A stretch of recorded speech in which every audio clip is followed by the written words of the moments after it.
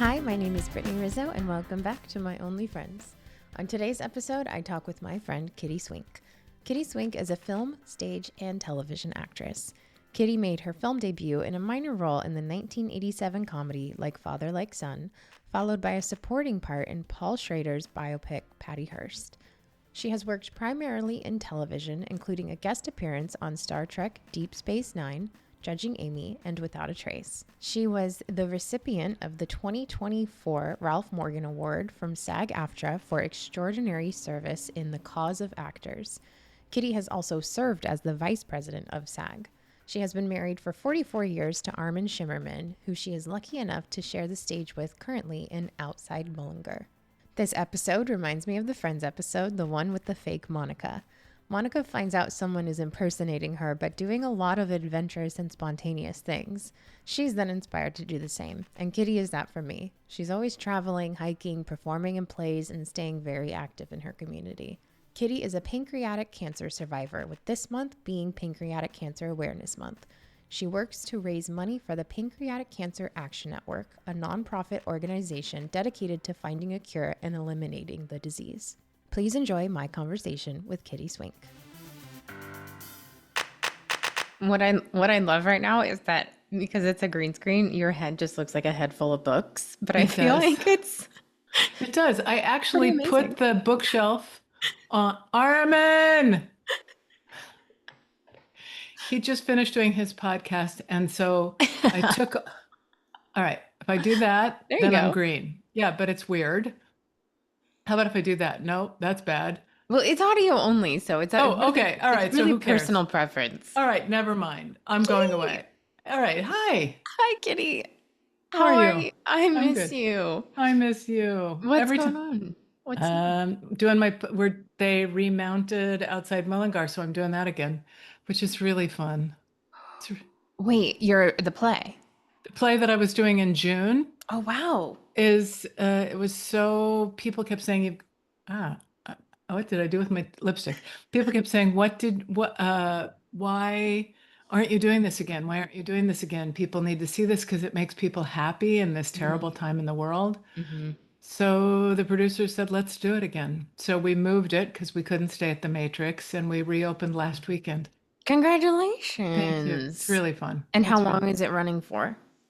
November 9th. I will send you a discount code. Yeah, send it to me because I'll actually be here. I just got back in town from Vegas last night. Wow. And then I leave again on the 4th. So I've been just going back and forth so much. Wow. Yeah. How's your fam? They're good. My mom she had her final procedure, knock on wood. Yay. Yeah, like last week. So yeah, she went in for just like routine diverticulitis procedure and then ended up in the hospital for 2 months. So it was, and just one complication after the other. And it was we'll talk about that in your health journey as well. But, the mental toll it takes on not just the patient, but everyone around, and how many moving parts there are to keep just life going in general. Yep. And it's been a long journey to just get mentally back on track for everybody. But things feel better now, where I'm actually, we're going to have a big 65th birthday party for her. Sorry, Mom, for telling everybody your age, but it's okay. I turned 71 yesterday, so Happy birthday! Thank you. What did you do? I took a walk with the dogs, then I took a walk with myself, and then I wrote postcards to voters. Amazing. And then we went to dinner at a place we'd never been before. It's a little noisy, but the food was really good, called Wood and Water.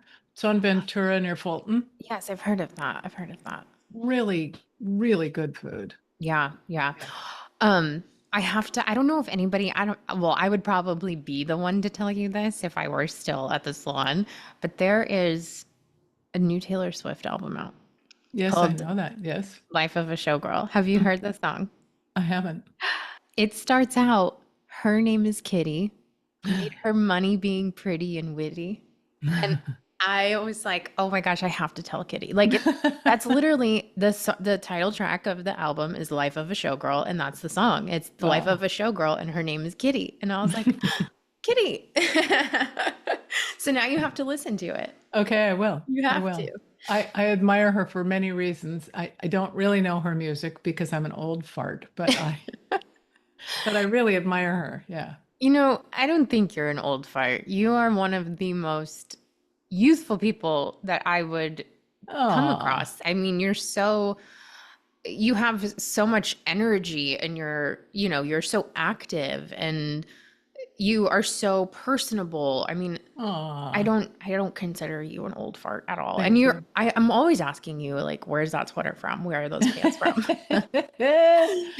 um, uh, uh, we we just came right before the show reopened. We had like a few rehearsals and then we were open again. We went on a hiking vacation to Scotland. I was Wow. just gonna ask you, where have Wow. you been traveling? Scotland. Yeah, see, Yeah. I'm an old fart because I won't even go to Runyon. I'm like, that's gonna hurt my knees. I'm sending you to my orthopedic surgeon. I know. I'm like, I'm the old fart. We're Freaky Fridaying. That's what it is, maybe. That's okay. So let's talk about, I mean, gosh, there's so many questions that I have for you today. We would talk so much all the time about, TV and the industry and life and always have such good conversation.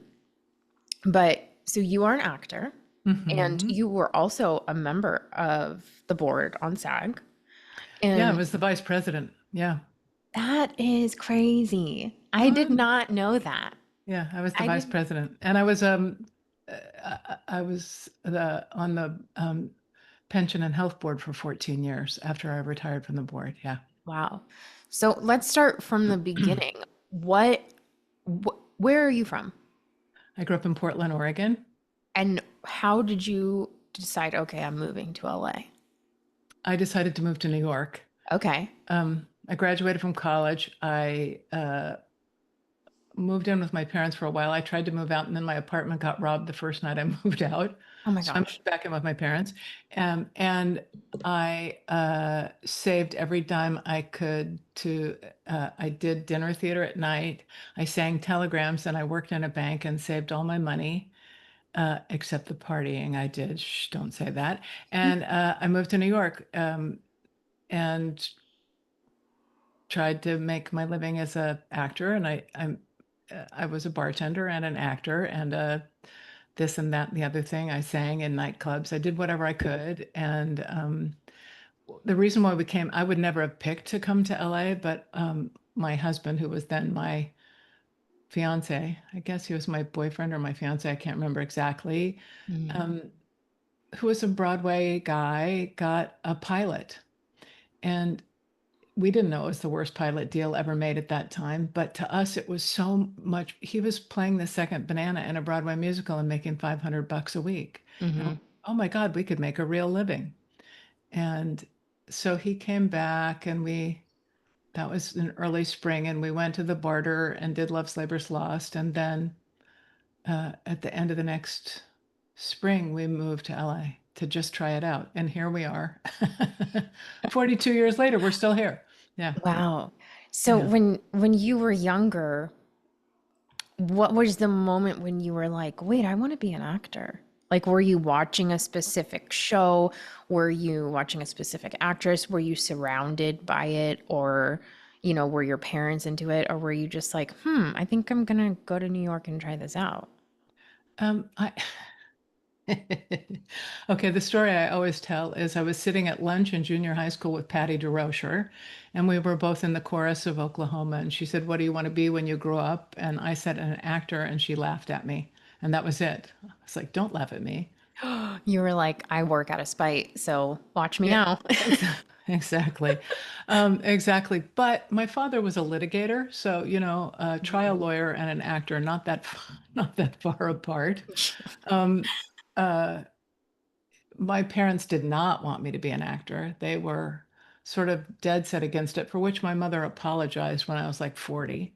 Mm. Um, my father thought I should get a lit degree, so I have both a lit and a theater degree because if I had a lit degree, I could go to law school. Mm. Um, I think he really thought I should be a housewife who was really smart, but because that's my mother was like my father was not stupid, but my mother was the brains of the outfit, no Yeah. question. Yeah. But that was what people did um, in the time. My father was born in 1920, my mother was born in 1921. So he thought, but if that doesn't work out, she's the one of my children who should take over my law firm Mm. because my oldest brother is a rocket scientist. Watched a lot of Star Trek when I was a kid, and my other brother was a businessman. So I was the obvious. I was good at language, and so he thought she's the one. Yeah. What was the moment when your mom apologized, like what propelled her to do that? Was there a specific, like, was she like, wow, you actually really did this? Well, I think she'd been proud of me for a long time, but we were sitting on the they used to come down and spend time in Palm Springs during the winter. And we were sitting on the back patio painting our toenails, and she said, I owe you an apology. Mm. Um, I tried to give you my life, and that wasn't your life. And she loved my husband. I mean, my father, at the very end of his life, he didn't know anybody's name except mine and my husband's. Aw. They really loved him, and they didn't care about anything I had done until I was on a soap opera playing. When I first got here, I got on a soap opera. I was a recurring character playing a hooker named Dawn, a funny, a, a funny hooker who had the best line I've ever had on television. She said, I can still fit in the same size cake I could 5 years ago. I know. It was really dumb. What soap opera was that? Santa Barbara. I don't know that one. I know a lot of the soap operas, but I don't know that one. So I did my first 2 or 3 episodes, and then the leading young lady on the show left, and she left because she was going to go play the ingenue in a really interesting movie called, okay, now I can't say the name of it. Isn't that terrible? Oh, Indescribable. Well, Wally Shawn kept saying, Indescribable. Um, uh, oh my God. Princess Bride. Oh, Yeah, yeah, wow. yeah. Wow. Man, I feel like I've talked about it a lot on this show is that like I like the whole time you've been talking, I'm like picturing like it's like a flashback and like all this nostalgia. Like it's like watching a mini movie in my head of what it was like before, I mean, what it is now, of what So it was different. like growing like in this industry. Like even when I hear, I had another woman, Kayla Alpert, who was a writer for, in the 90s and Yeah. talking about, writing for her Friends, like Friends, the TV show, and like all these different sitcoms and the parties and what it was like. And it just seems so much better than it is now. It was because there was a way to make a good things weren't as expensive and you could make a good middle class living. And Mhm. I was making a speech on the picket line one day because it was Cancer Day on the picket line. So they asked me to talk. And I did this episode of Designing Women that Mhm. was a very specific episode. It was sort of a famous episode of Designing Women. I was a guest star. And I said, it played in prime time 5 times. It paid my Mhm. mortgage that year. I Wow. mean, because it was just easier to make a living, and you could do a Class A commercial and work a couple of days, one day, a couple of days, and make $20,000 in the days when Right. $20,000 was a really good living. Right, right. I remember, I mean, the last national commercial I booked, I didn't work for a year because I didn't have to. And I was like, this is the best. Yeah, yeah, Like, this is amazing. That was the best. That was one of yeah. the best times in my life where now I'm like, I think like, it was like a $500 buyout. And I was like, what? Like, that is, I what is know. that? Like, what is What? that? Wait a minute. What was it for? It was for, like a Twitch Oh, stream live uh-huh, commercial. And I was uh-huh. like, and then it was like I declined the audition because it was to be a mascot because I'm so short. They needed like a mascot and they wanted my head to be covered for like 2.5 hours. And I was like, absolutely not. I'm claustrophobic. And like for $500, no way. No way. Yeah. Yeah. Yeah. One time they called that when I quit doing commercials was I got a phone call and they said they want you to come in and it's for a um, cave woman and would you mind putting a bone in your hair and some dirt on your face? And I said, I'm not going. In fact, I'm not going anymore. I'm done. Yeah. I'm done. And Yeah. see. Yeah. So, gosh, auditioning for shows like that, I mean, I don't want to sound like back then, you know what I mean? But like, I'm imagining, like, I know, like, Jennifer Aniston has talked about how, like, they would fax you and, like, you would literally go to the appointment. And for, Before faxing, we used to drive to wherever it was, pick up the sides, go home, work on them, and then drive back. so how were there, like Actors Access, like those type of things didn't exist, obviously. Mm-mm. So how did you find these auditions? How did you My find an agent when you were just starting out? Uh, well, in New York, it was different. You sort of went door to door. I ended up, okay, here's how I got my first agent here. Armin had an agent when he got here Hmm. because he had an agent that was on both coasts. My agent was not on both coasts. But a friend of ours, our best man, said, oh, my friend Dory Brenner, who was a wonderful, wonderful character actress. If you look her up, you'd go, wow, she was great. Hmm. Um, was playing on the Gersh Agency softball team, and they needed a couple of more players. And so I went and played, and one of the people there was a lawyer who went on to become an agent, who's now one of the biggest managers in the business. She's John Hamm's manager, and Mm-hmm. people like that. Mm-hmm. Connie Tavel, I played poker with her on Monday night, and Amazing. we're still friends, and we play poker about once a month. And she picked me up, and uh, God bless her. And that got me started. Yeah. Yeah. That's so cool. I know. I know. I mean, Bob Gersh wasn't interested in me at all, but I Yeah. loved playing on his softball team. I'm just Yeah. imagining Kitty in New York City in the prime of her life. Like, it just seems like so fun. And you said you were a party girl too, so I could Uh, just imagine you had a great time. yes. Armin said to me when we were started dating, he said, I'm going to take you out of the fast lane and put you in the slow lane. But I used to go to Studio 54 and dance all Hell night. yeah. And yeah, it's great. It's That's great. amazing. Well, how Yeah. did you meet Armin? Okay, this is a great story. Yay. We, my old boyfriend was visiting me in New York, and I said, go to this bar. It's called Barrymore's. It's on 45th Street. Go in. There'll be a guy about 20 years older than us. His name is George.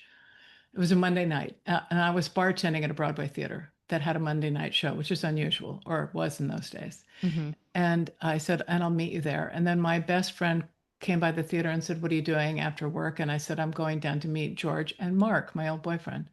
So Mark had gotten there early, and he was standing with George Hearn, who you might know from, he replaced Len Cariou into the national tour of Sweeney Todd. He won a Tony for La Cage aux Folles. Mm. I mean, really a Broadway legend. And he was standing there with Harris Yulin, who passed this year, who was a wonderful, wonderful character actor, Hmm. and Armin, who had just he didn't really drink. He was sitting in his apartment. George and Armin had been doing a Broadway show that closed the week before. He didn't know what to do. There was nothing on TV, so he went down to Barrymore's because he knew George would be there, and Mark, my old boyfriend, and I met Armin, and my old boyfriend met Julie, my best friend, and Armin and I fell in love. And then Mark was going to sing at our wedding, and Julie was my maid of honor, and the two of them fell in love at our wedding. And they Oh, got married, and their kids, one of their older daughter is my goddaughter, one of my goddaughters, and yeah, yeah. So gosh, we lost Mark a couple, well, more than a few years ago. I'm so But sorry. Julie, thank you. But Julie and I are still close, and we talk. We get a call from George every once in a while out of the blue. Kidders, how's my girl? I love that. Yeah, Like, why can't that doesn't happen anymore? Like, just meeting somebody out in the world organically, I feel like it just doesn't happen. not very often. Yeah, Yeah, it's very strange. yeah. I always thought you and Armin met on Star Trek. No, no. We met in New York. We've been married for 44 years. We've been Wow. together for 46. What's the secret? Laughing. Yes. Laughing. Yeah. It's not all a bed of roses. I'd say my 44-year marriage is 42 of the happiest years of my life, but Yeah. yeah. Yeah. So you're in New York, you moved to Los Angeles, and was it like a hard shift for you? Were you like, Oh, this is so different? it was awful. I hated it. Really? Because in New York, you could just walk out onto the street and walk over to Broadway to pick up a bagel at H&H Bagels, and you'd run into three people you knew. So Mm-hmm. there was always this sense of community, and I didn't know anybody out here, but the softball team really saved my life. Tess Harper became one of my closest friends. Connie Tavel is still a good friend. There's a lot of people that I still know from that time in my life because this softball team. Yeah. Did you start auditioning like right when you got here? Uh, no. No. I mean, I tried. I mean, I right away I got a couple of looping jobs, which sort of kept us going. Mm-hmm. And Armin had a few commercials on the air, which kept us going. Um, but it took a while, and then and then Armin went off to the Guthrie, and we're by that point we're living in a guest house in Tarzana, and I'm completely isolated. And I adopt this dog that had walked into his college acting teacher's house in Silver Lake, and he couldn't keep her. So this 97-pound, half Doberman, half German Shepherd Oh named my God. Alice came to, came to live with us. Armin came home, and this dog is sleeping in his half of the bed, and he's like, "Oh my God, You're what like, you is?" owe me. You made me Yeah, leave New York. You owe me. yeah. So there you go. And so yeah, that was a trip. Yeah. So how soon after, because you guys both ended up on Star Trek somehow, Yeah, which but he was on Star Trek. yeah. He was a series regular for 7 years and did a bunch of episodes of other shows. They called me in because they knew me, and I did an episode, and then I did another episode, and then I did some games, and Mm-hmm. that's it. It's not like my television career is probably mostly comprised of doctors, lawyers, and judges. Yeah. Yeah. So was that the pilot that's not the pilot he moved out to LA for though, was it? No, No.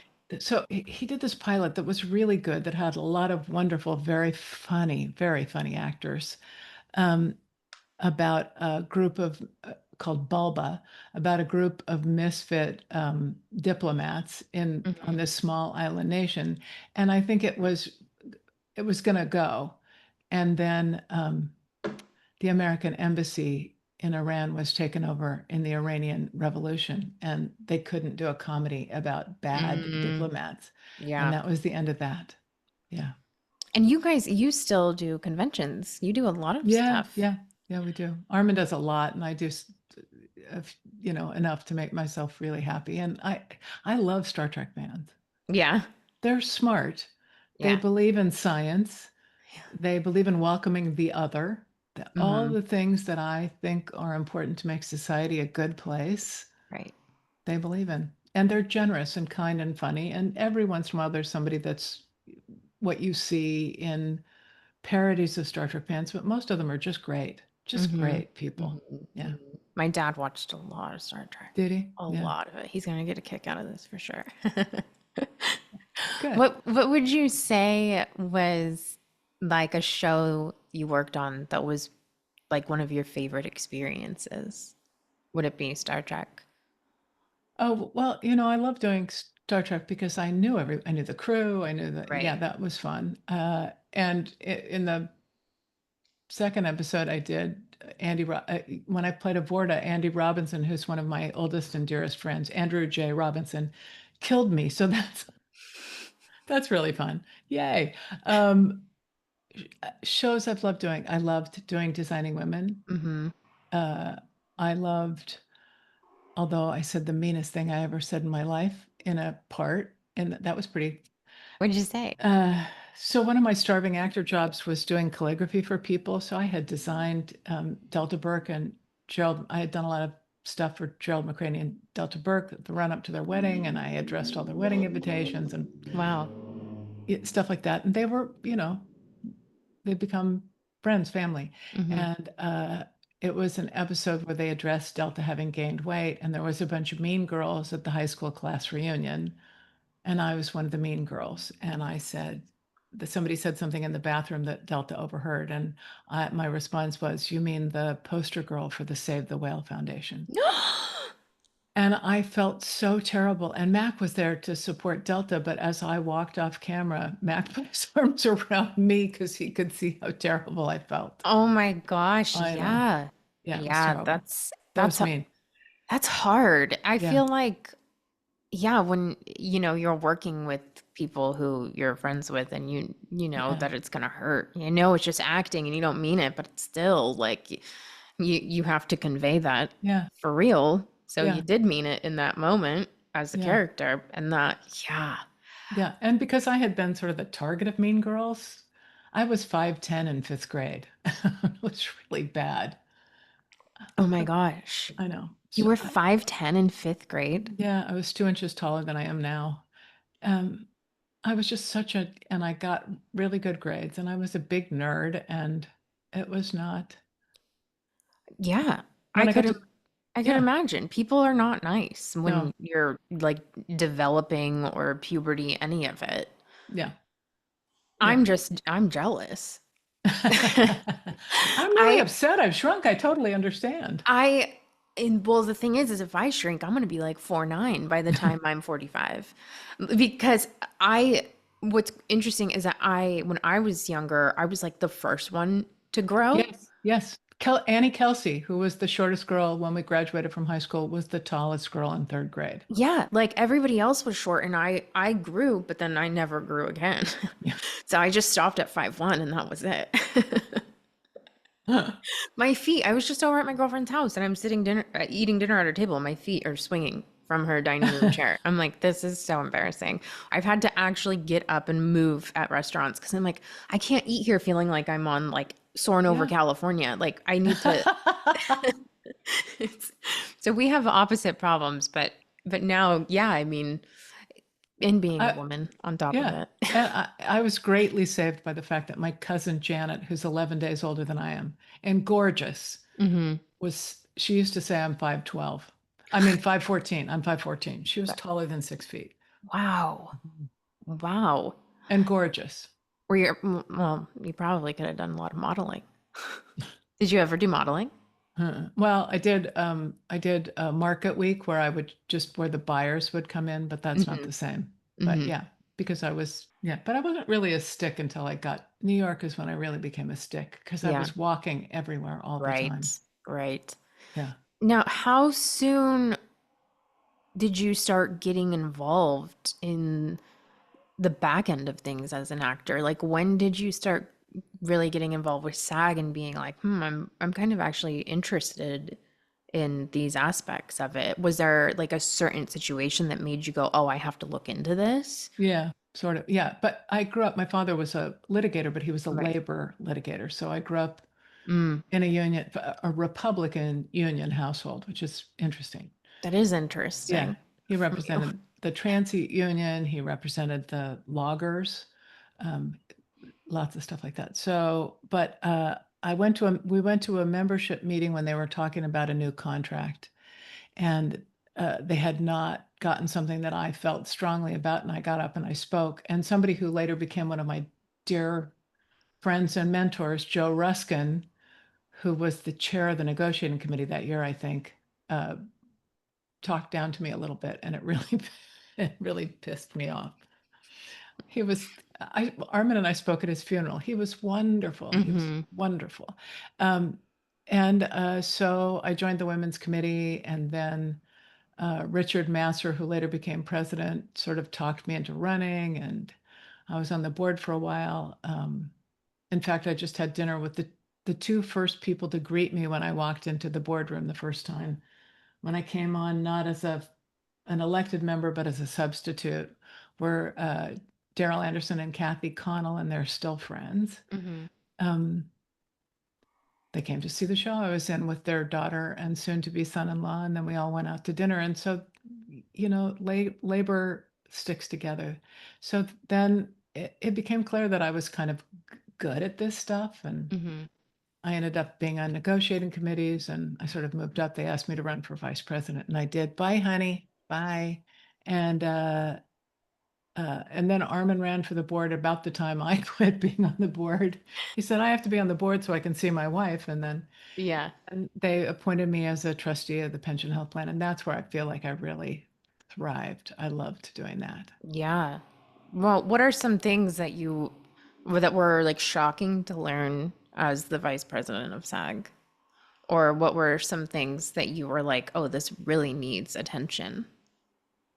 A place where I feel like I failed is they made me while I was vice president, they made me the chair of the new media contract before we knew what podcasts were or Mm, web series and stuff like that. And I kept, and a friend of mine that I had done a bunch of television for, who just passed away, Nancy Lee Myatt, um, wonderful writer, created this web series, and like one of the very, very early web series. mm-hmm. And I thought this is going to be the future. And I could not get the union excited about the idea of going out and organizing that. And so I failed, and people after me did succeed, but it took a long time.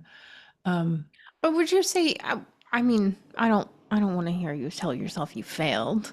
Would you say you just didn't know what you didn't know? well, I wasn't able to get the union itself.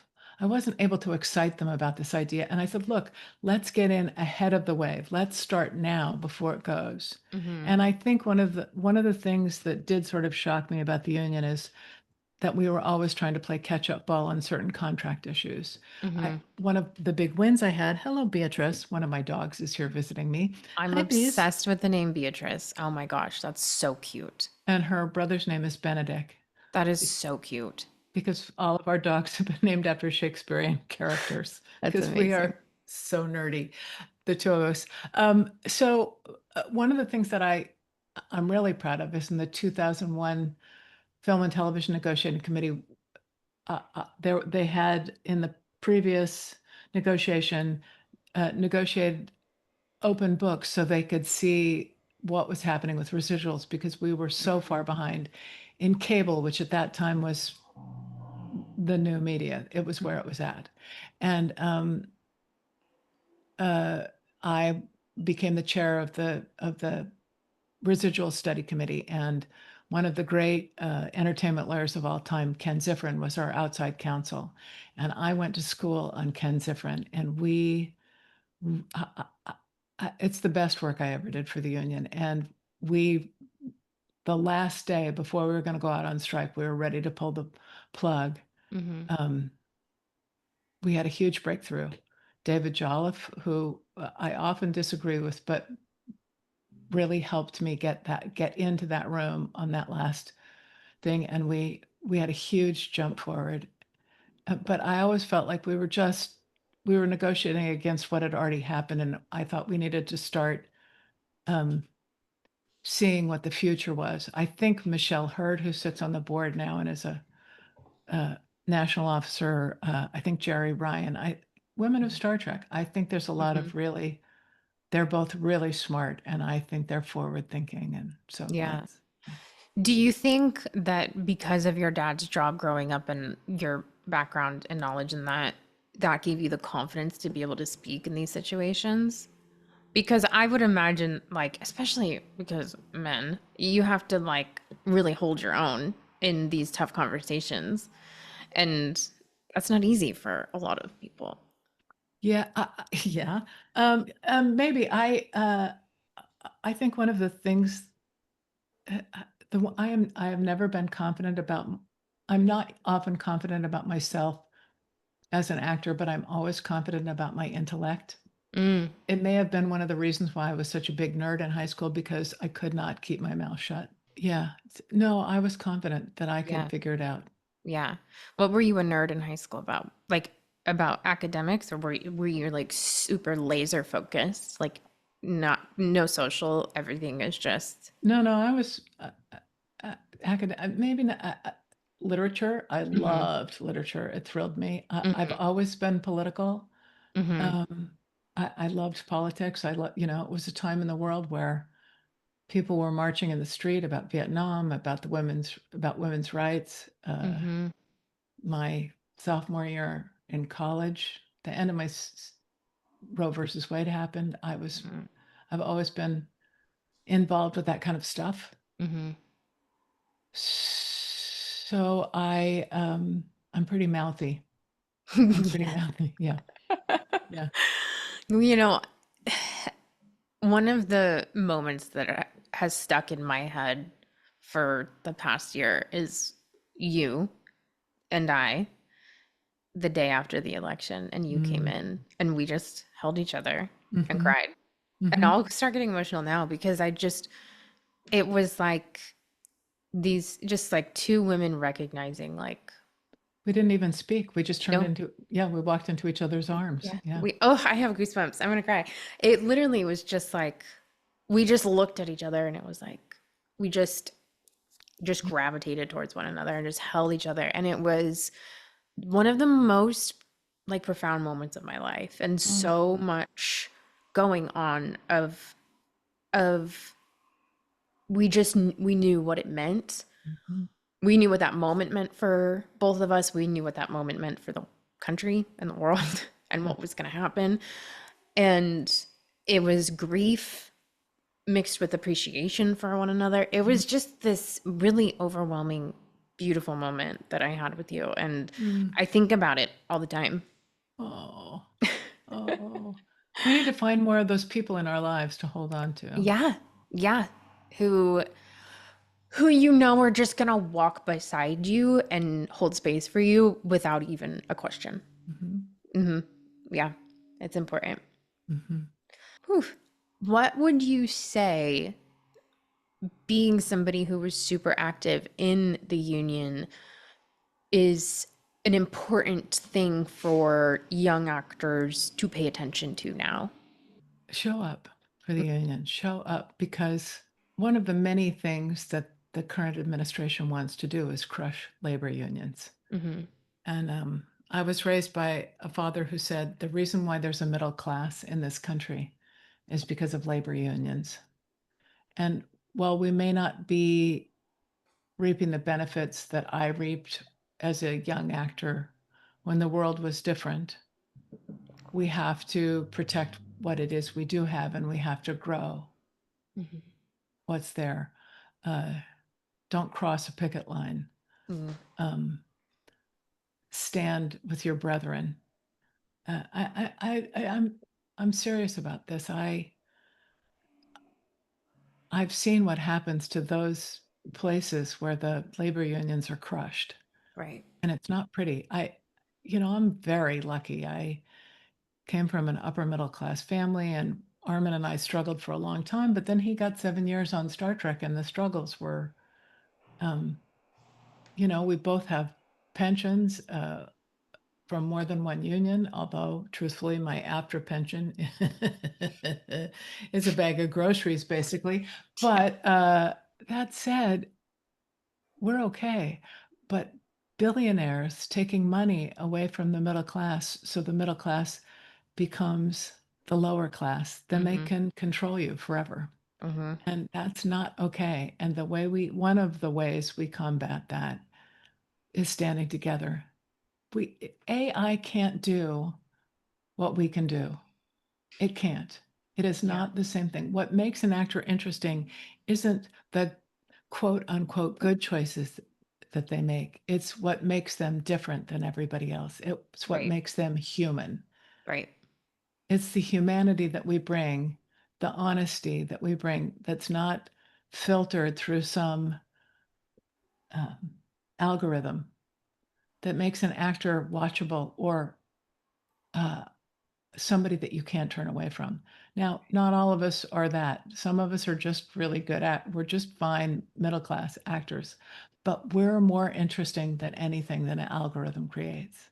Absolutely. Yeah. And I mean, AI, and just kind of like this epidemic of everybody starting to look the same with getting, facelifts and lip filler and veneers. It's like, we want real people, literally real people, interesting people, people who lead with their heart, just all of it, And AI scares. the living daylights out of me.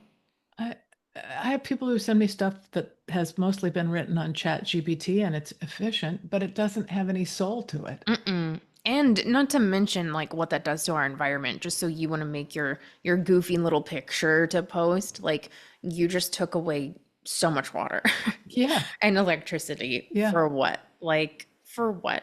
And I think we're all just losing our creative spark because you can just type something in and it does it for you. And it's weird because so many people say that they're craving this authenticity, but yet are participating in this. And you're like, well, what do I do? I know. Yeah. It's one reason why I like to go to the theater. I like to Mm-hmm. be in a theater. I like to be on stage in a theater.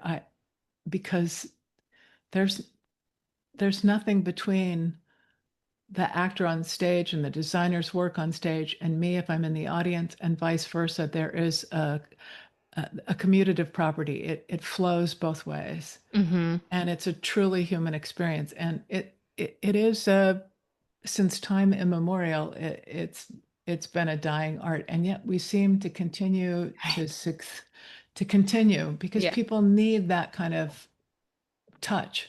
Right. Yeah. Right. What would you say is, like, speaking of, humanity and what we want to see, was there ever a character you played or that you saw portrayed by somebody else where you saw yourself a lot in them? Sure, yeah. Yeah, I did 12th Night last year and I played Mariah. She's funny and devious and all those things. Mm-hmm. But some of the least good parts about myself I found in Mariah. She's willing to turn the screw on people, which is not my finest moment. Um, I did on film too, or watching film and television, sure. And I did a play years ago. And I thought, oh, this is what I'm best at. I'm good at being lonely. Mm. And I'm not lonely in real life, but on stage, I find that, or on camera, I find it profoundly easy to fall into. That is so interesting because I'm sitting here thinking like I feel the opposite. For me, it's easy for me to act like a social butterfly and funny and Yeah.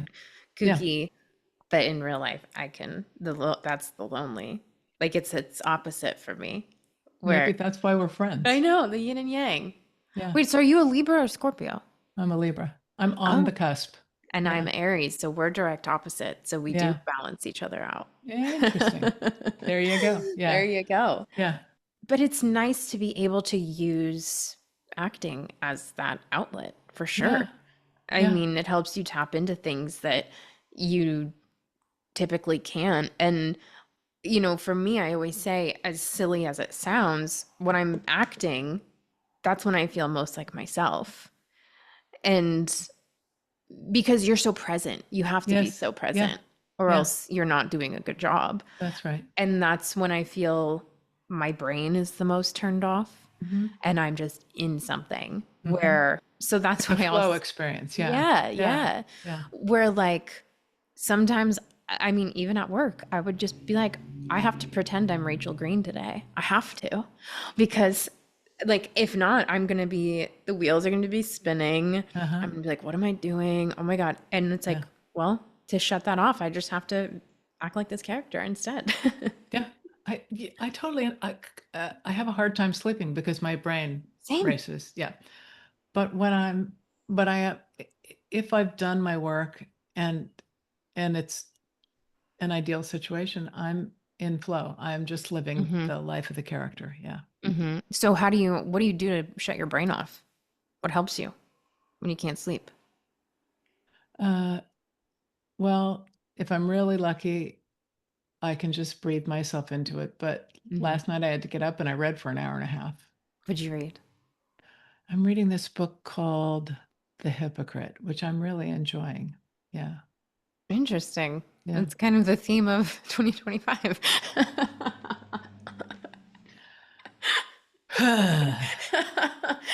Yeah, that part. Yeah. Yeah. Yeah. It's a Now, novel. I'll give it to you next time I see you. yeah, I know. I miss you. I miss I seeing know. everybody. You have a moment where you looked back and you're like, wow, when I was a little girl, I dreamt of this and now I have it. No. I mean, yeah, I mean, things I can't complain. Whatever kind of career you have, you want it to be different. I think unless Mm-hmm. you're the most well-adjusted human being ever. Mm-hmm. However, I'm a happy person. I have a good marriage. We own a house. We're fine. I know that I'm the luckiest person. I'm clearly the luckiest person in the world. At the time I was diagnosed with pancreatic cancer, I had a less than 4% chance of surviving 5 years. It's almost 22 years later. I Wow. cannot complain except about the end of the Republic. I'm pretty happy. But there's always something I want to be different. There's always something I want to change because I'm human. And I try and meditate myself out of that Yeah. or hike myself out of it. You love a hike. I do. I do. I would be the worst person to go on a hike with. You'd be like, does this girl ever stop complaining? You would push me off the cliff. No, I wouldn't. Now, are you okay talking about when you got diagnosed with pancreatic cancer? Sure. Sure. Um, how old were you when you got diagnosed? 49. And were you going in for a routine checkup? Were you, Um, I had had lower back pain for a long time, but I just thought it was because uh, I'm a jock and I was still boxing some, not like I used to, and lifting weights. And I had mostly quit running at that point, but I was still hiking all the time. I just thought I'd hurt myself and I couldn't get over it. Mhm. And then we started rehearsing Hamlet, and I was playing Gertrude in Hamlet. And I kept losing weight, Mm. which was weird. I kept losing weight. I just thought my father had Alzheimer's and I was his guardian, and or I was suing him to become his guardian, but I was taking care of everything, and he was in Portland. And um, one of my really close friends, Cecily Adams, God rest her soul, had lung cancer, a 2-year-old, and uh, she was dying. And so we opened the play, and the week we closed the play, I was in her hospital room, sort of holding onto her feet, trying to pull the pain out of her body somehow. And her childhood nanny was there. Her father was Don Adams, Get Smart, Don Adams. Oh. And Cecily was a wonderful actress and a casting director. And her nanny said, "I don't think you should be worrying about Cecily. You should be worrying about you."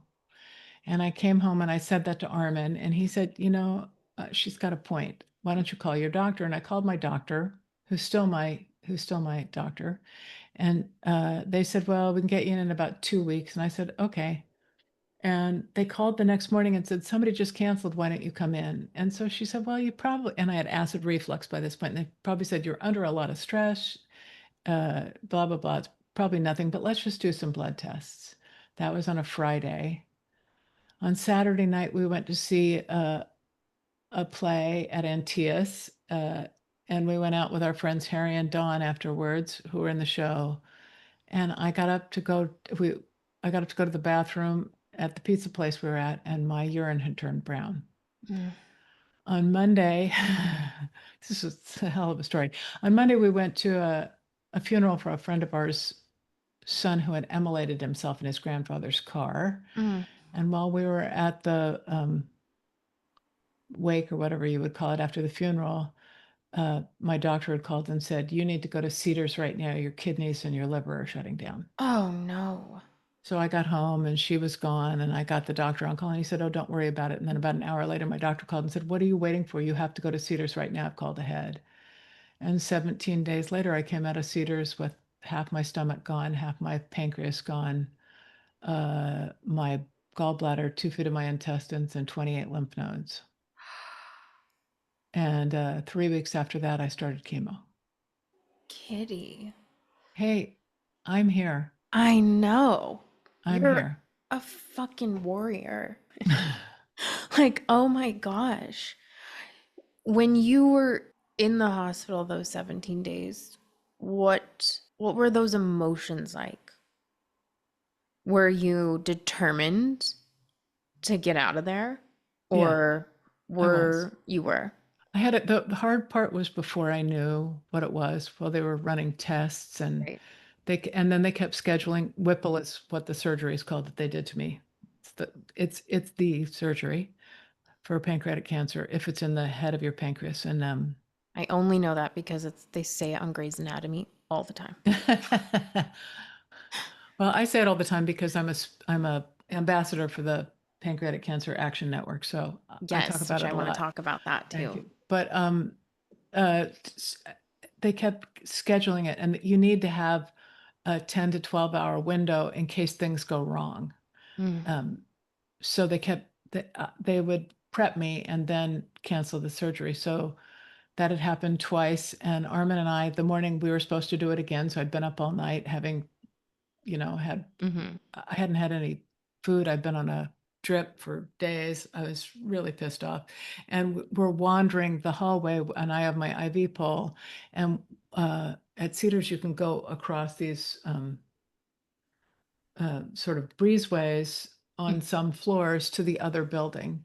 So we had gone over to the other building, and we were walking around that loop and about to walk back to my uh, side of the hospital in my room, and two uh, residents were walking past me and we heard, "Did you hear about Phallus?" That was my surgeon's name, Moses Phallus. Really, that's his name. Lovely guy, but worst name ever. Lovely guy. And he said, "Did you hear about Palace's Whipple?" And the guy said, "Did it get canceled again?" And I went, "What?" Mm-hmm. And I turned around, and they were like, "Are you Phallus's Whipple?" And I went, "Yes." And Armin was like, the look on his face.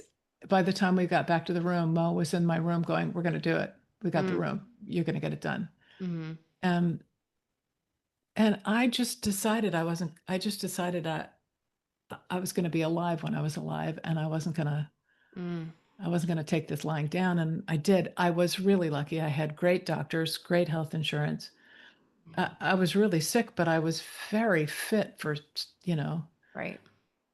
which made them able to. I was able to start chemo much faster than most people could, Yeah. and I was able to endure much more. At the bottom, though, I got down to 90 pounds, which Oh, was, I mean, I'm pretty scrawny as it is, but that's 35 pounds less than I weigh right now. So, wow. yeah, Wow. yeah. Was there what was the one thing you'd think of every single day that really got you through that? Because the frustration is, I mean, the waiting Yeah. and the not having answers, and every day you don't know what's going to happen. Yeah. What is something that really got you through that? Well, I went to get a second opinion. Mm-hmm. I love my oncologist. I love him as a human being, and he's retired now, but he's a lovely human being and a great guy. And he said, "Don't read the statistics. Don't do this. Don't do that. Don't believe. You are an individual." Mm-hmm. But I went to, as people say, I went to get a second opinion, and we sat down in this doctor's office, and he said, "Well, you didn't come to us first. You're going to die." And I got up. I could barely stand up by myself. I was so skinny. And I said, "You're not my doctor. Mm, You're not my doctor." And at that point, I determined that until I decided I was ready to quit, I mm-hmm. wasn't ready to quit. I was going to fight through it. And I had Armin and my friends and my family, and they were all extraordinary. Right, right. It is so important to have one, the mindset, and two, the support group Hmm. when it comes to anything. Hmm. And the right doctor. Right. There's a lot of people who don't know anything about this disease, Mhm. and they're doctors. And I can't tell you the amount of times I've heard somebody say, "Well, I was misdiagnosed 2 or 3 times," or "They didn't listen to me about this," or "They just don't know." Mhm. Mhm. Yeah. With it, I do want to say too, there was one thing. Was there like going through chemo Hmm. and was there, because when my mom was in the hospital, there was a specific time of day I could walk down the hall Mm-hmm. and every single person is watching Friends. Every single person. Mm-hmm. And it was like, because that's all they play from like 11 to 4 on Well, TBS. uh-huh. So it was like, it was so beautiful because it was like people were finding so much comfort Uh-huh. in this show. And then I thought of it from the actor's perspective of like, wow, like you give this to them, you give Mm-hmm. them this escape. Mm-hmm. Was there something like that for you when you were going through all that? I didn't tend to watch in those days there weren't it was just a giant chemo room and I didn't have a television, so I Hmm. tended to read mostly or talk to Armin or we would play board games. Yeah. Um, but uh, uh, at different points in my life, different shows have been touchstones. Yeah. And my touchstone then was it was a Canadian show called Slings and Arrows, uh, Okay. about a Canadian, sort of loosely, comedically based on Stratford, Ontario's Shakespeare, Stratford Shakes. And and it was very funny and it would make me laugh out loud. And it was about something I'm passionate about and Armin's passionate about, which is Hmm. classical theater. Mm. And Hmm. so, and we would laugh uproariously. Yeah. Just, You yeah, need that. You need that yeah. escape. Laughter is the greatest medicine. Just like during the pandemic, watching um, Ted Lasso got Hmm. me through it. It Yeah. got me through it because there was joy in it. Gosh, the pandemic, I'm like, what? That was almost 6 years ago now. That's insane. Yeah, This year it doesn't feel real at all. But I'm like, this yeah, year started out with the fires. Like I know. that's crazy. But yeah, thinking back to COVID, I'm like, how was that already 6 years ago? Like it feels like a lifetime ago, but also like, what do you mean that was like last year, you know? Hmm. Um, well, I'm so glad that you fought through that and that you had that mindset and that you had good doctors and that you're out here traveling the world, doing plays, Mm. still following your dreams, still being the kindest person. Like it really is a testament to like you you have been through so much and you are still like one of the nicest people. Like some people really turn into bitter, mean, like, kind of that victim mentality of like my life was so hard where I feel like you've done a lot of still trying to make the world a better place. I am, but you should see me when I can't make the computer work. I scream at the computer. Oh yeah, I have called a lot of technology some really nasty names for sure.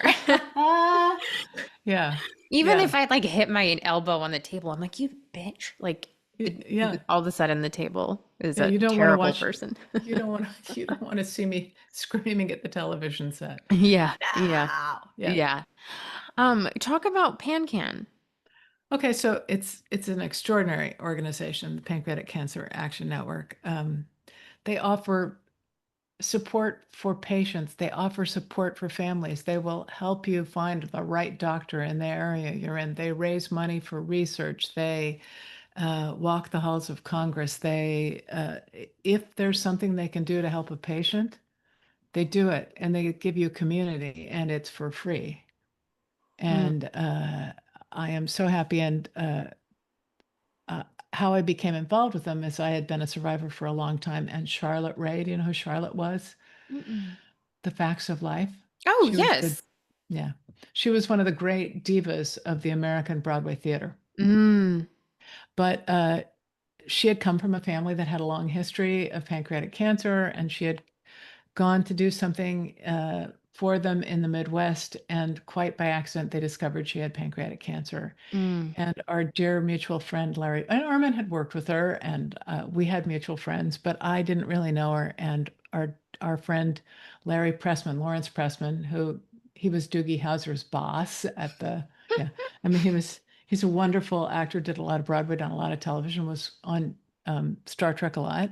He called and said, "Would you be Charlotte's mentor?" And I said yes. And we became fast friends. Now, Charlotte was maybe by the end of her life 4'7" or 4'8". I hadn't shrunk yet. We used to go, I know, we used to go to down to Orange County for Purple Stride, which is the annual event, and I would carry a apple box in the back of my car so she could see over the podium. Here's my favorite. The last time we went, she did not die of pancreatic cancer, by the way. She survived for a long time. She died of a different kind of cancer, but she was in her 90s. So there you go. But so the last time she's there and she said, and I just want to finish what my remarks by saying, I'm so fucking glad that I'm alive. Oh. She was 91 when she said that. Yeah. God bless her. She was fabulous. So I spoke at Charlotte's funeral, and then somebody else I knew had died, and I put something up on Facebook, and the woman who founded it, Pam Marquardt, who's a force of nature and still works with the organization, sent me a note on Facebook and said, would you consider being an ambassador for us? And we had a Zoom because it was the beginning of the pandemic and the world was shut down. And I said, I have a better idea, because Armin, my husband, was my guide through this, and our friend Jonathan Frakes, who played Riker and directed a lot of the episodes, lost his brother to pancreatic cancer. Maybe we should form a team. And so I went to, Armin said yes. And then our friend Marina Sirtis, who was on Next Gen with Jonathan, was moving back to London, and we had a going away party in her backyard after we all got our first shots. And we're all standing like as far apart as we can, except when we put masks on. And I said, Jonathan, would you do this? And he said, absolutely. And the next year we added John Billingsley, who was on another one of the shows, and he lost his mom to pancreatic cancer. And then Juan Carlos Cotto, whose brother Manny ran one of the other shows, had died of pancreatic cancer, and Manny joined it. And so we have this team of Star Trek people who work together. Right. Yeah. There's so many people who've been affected by it. I've lost 3 personal friends within the last 8 months. Wow. I am so sorry. Yeah, me too. Oh, Me too. One of them, Sabrina, was one of the Sci-Fi Sisters, which is one of the great Star Trek podcasts. And a really good friend who survived with stage 4 for a long time. And a theater director, Mark, who I knew, who died so fast because they told him he had gallbladder cancer, but he had pancreatic cancer. Now, what is a way that people can support PanCan? You can go to the Team Trek. You can go to Purple Stride, www.purplestride.com, which is the pancreatic cancer thing, and go to Team Trek and support our team or any one of us on the team, or you can just form your own team or go to pancan.org and support them generally. You can show up at Purple Stride. November is Pancreatic Cancer Month. Follow me any place online that I am. I used to have a huge following on Twitter, but I had to leave Twitter. So, now you can find me on Facebook or Instagram or Threads, but I only have a tiny presence on Threads and Instagram. And but follow us, and we'll introduce you to ways to support it. Amazing. Come out for a walk. There's walks in 60 cities all across the country in April, and they're joyful. A couple of years ago, Armin and I were walking along with some friends at Purple Stride in Santa Monica, and this woman stopped us, because I'd been a speaker that year, and she said, I was diagnosed and I thought I was all alone, and I thought I would die because I was all alone, but I came here today and I now know it's possible to live. And that there's community. It's so important.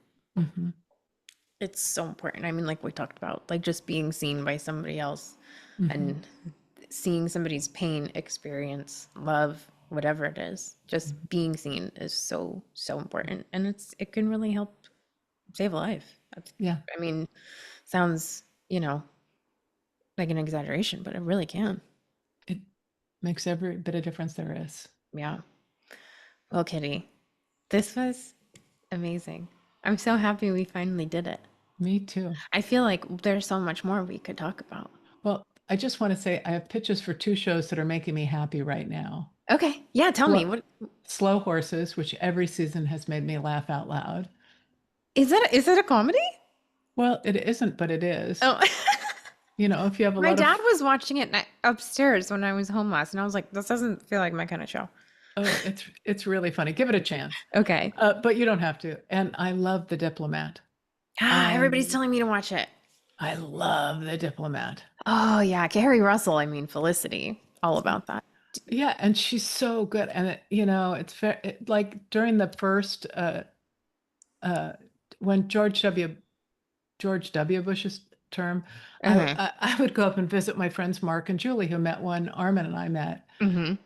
And the world seemed so bleak, and we would watch reruns of West Wing and feel better about the Mm. world. And I think The Diplomat is that version for right That's now. funny you say that because right now I'm rewatching Scandal. Did you ever watch Scandal? Yeah, yeah. Because I mean, people will post like, "What in the B613 is going on right now?" Because that's what our political climate feels like. That B613 is running the place. If you watch Scandal, you'll understand that. Yes, It's, yes.